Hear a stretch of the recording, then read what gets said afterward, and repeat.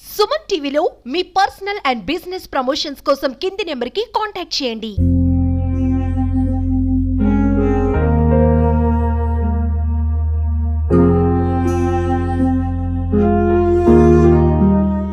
అశోక్, మాది బరిడిపల్లి మండలం ఎంకొత్తూరు. మా చెల్లెలు ప్రభావతి ఇక్కడ పలంనేరు టౌన్ కాకతోపు వీధికి శ్రీకాంత్ అనే అబ్బాయికి 6 సంవత్సరాల క్రితం ఇచ్చి మ్యారేజ్ చేసినాము. గత కొన్ని సంవత్సరాలుగా అన్యోన్యంగా బాగుండేవారు. వాళ్ళకి 2 అబ్బాయిలు, పెద్ద అబ్బాయి విహాన్ 5 సంవత్సరాలు, చిన్న అబ్బాయి రుషిక్ 3 సంవత్సరాలు. అన్యోన్యంగా బాగుండేవారు. కానీ కొన్ని సంవత్సరాలుగా శ్రీకాంత్ అక్రమ సంబంధాలు పెట్టుకోవడం వల్ల మా చెల్లెల్ని సక్రమంగా చూసుకోలేదు. మానసికంగా బాగా ఇబ్బంది పెట్టేవాళ్ళు. అత్త భర్త బాగా ఇబ్బంది పెట్టి ఇంట్లో బాగా హింసించేవాళ్ళు.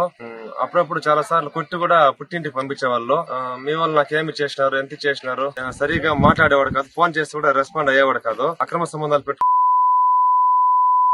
అమ్మాయితో అక్రమ సంబంధాలు 100% పెట్టుకున్నాడు. నిన్న సాయంత్రము వాళ్ళ మామ 7:30 గంటలకు ఫోన్ చేశాడు.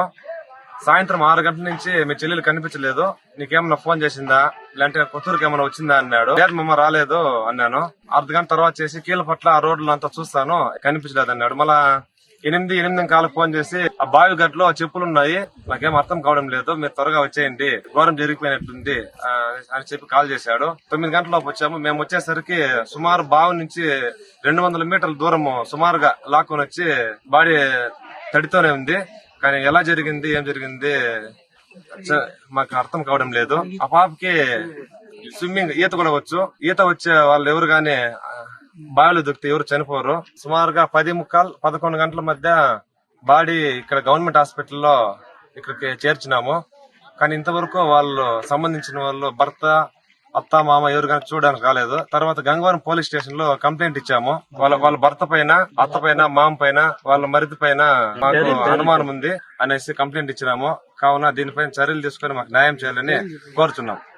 నాకేం చెప్పిందంటే, అమ్మా నాకు చెల్లులు దుక్కులు ఏమంటే వేయలేదమ్మా, ఎల్లుడు నాకు చాలా టెన్షన్ గా ఉందమ్మా, నాతో మాట్లాడేదమ్మా, ఫోన్ చేసాడు. నిన్ను ఎవరు చేయమన్నా, ఎక్కడ చేయమన్నా ఫోను, వాళ్ళ నాయన సెల్లు తీసుకొని ఫోన్ చేస్తే కూడా నిన్ను ఎవరు చేయమండే, నాతో మాట్లాడదు, నువ్వు నాకు వద్దు, నువ్వు చచ్చిపోయే నాకు వద్దు అని అంటాడు మా అని.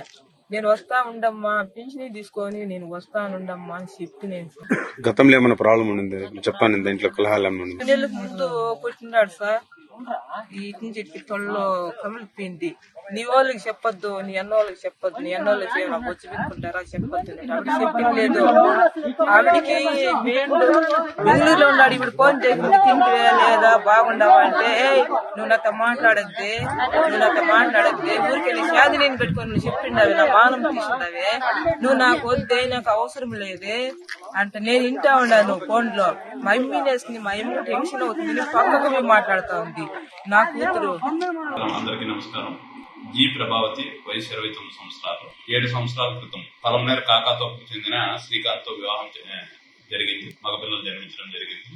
ఏ కారణం చేత గానీ నిన్న సాయంత్రం ప్రభావతి సుమారు 6:30-7 మధ్యలో గంగవరం రవీంద్ర రైస్ మిల్ లో వెనకాతలో కొన్న బావిలో జీ ప్రభావతి చనిపోయిన దాని మీద వాళ్ళ అన్న ఫిర్యాదు చేయడం జరిగింది.